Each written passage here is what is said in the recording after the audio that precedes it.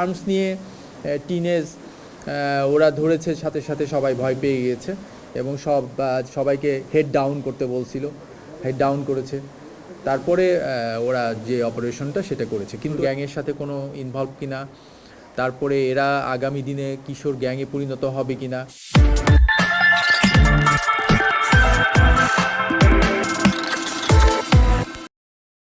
এরা তো actually under age, juvenile দুজন আন্ডার এজ।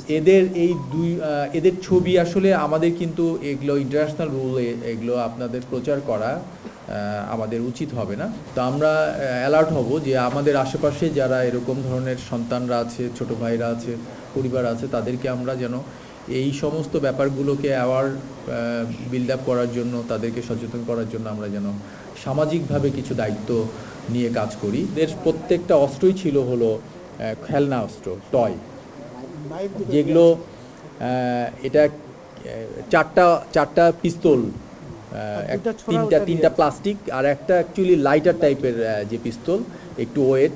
তবে দেখা মানে সেই সময় যেগুলো এমনি দেখলে মনে হবে যেগুলো আসলে অরিজিনাল অস্ত্র, এটা তো দেখেছে। আর যেগুলো দুইটা নাইফ ছিল বড় ছুরি, এগুলো ওরা নতুন কিনে ওরা এটা নিয়ে গিয়েছে।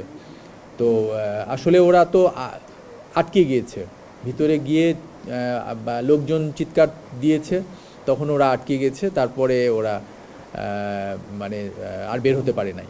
ওদের কাছেও তো এটা একটা অপারেশন, তো এরকম একটা ঘটনায় ঘটাতে গিয়ে তার আগে তো একটা পরিকল্পনা তো অবশ্যই ছিল।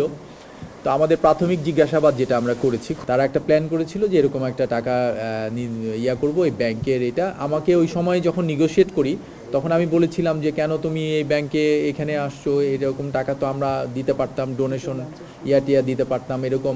তো বলছে না, এই ব্যাংকের কর্মকর্তারা সবাই হলো দুর্নীতিবাজ। হ্যাঁ, এই দুর্নীতিবাজ ব্যাংকের কর্মকর্তা, এরা হলো ব্যাংকে সব করে, মানে এটা ওদের একটা ভাষ্য ছিল। তো ওরা একটা পরিকল্পনা নিয়েছিল, এটা ঠিক। আর পাশাপাশি ওরা যেটা কিনেছে, ওরা তিনজনেই একই রকমের ড্রেস, কাছাকাছি, এবং এটাও ওরা সংগ্রহ করেছে খুব অল্প সময়ের আগেই সংগ্রহ করে ওগুলো কিনেছে। এখন পড়াশোনা করছে না, একজনের আবার ড্রাইভিং লাইসেন্স আছে, ও কিন্তু ড্রাইভারও। ওরা এই এলাকাতেই থাকে।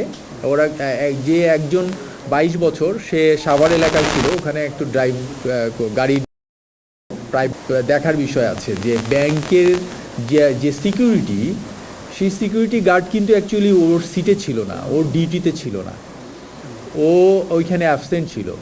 তবে ওই সময় আরেকজন পিয়নকে ওরা ওইখানে বসিয়ে রেখেছে।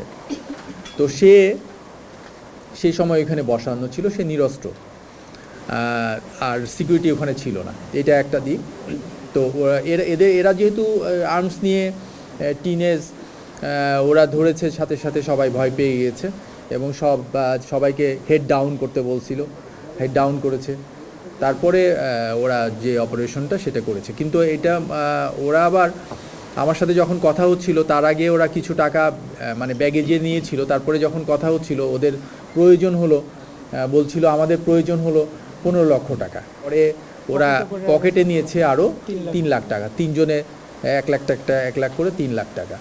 এই হলো ওদের কাছ থেকে আমরা উদ্ধার করেছি। আমরা এটাও মাথায় রাখছি যে কিশোর গ্যাংয়ের সাথে কোনো ইনভলভ কিনা, তারপরে এরা আগামী দিনে কিশোর গ্যাংয়ে পরিণত হবে কিনা, বা কেউ কোনো এদের বড় ভাই কেউ গাইড করেছে কিনা, এগুলো সব কিছু আমরা প্রাথমিক যে জিজ্ঞাসাবাদ সেটাতে আমরা এরকম ধরনের কিছু পাই নাই।